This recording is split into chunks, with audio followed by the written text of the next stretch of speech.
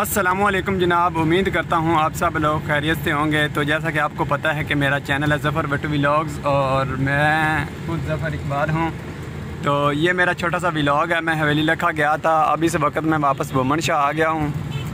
तो छोटा सा मैंने कहा भी एक व्लॉग बना लूँ। उसके अलावा क्या कहते हैं, ये देखें, ये वो हमारी शॉप है सामने।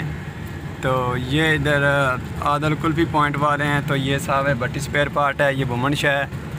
तो अब मैं जा रहा हूँ अपने दोस्त के पास, हाफ़िज़ इजाज़ खान नक्शबंदी कमीशन शॉप वाले। वो भी इस वक्त अकेले बैठे हैं। अस्सलाम वालेकुम, क्या हाल है जी?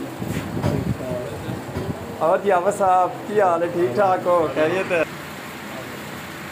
मैं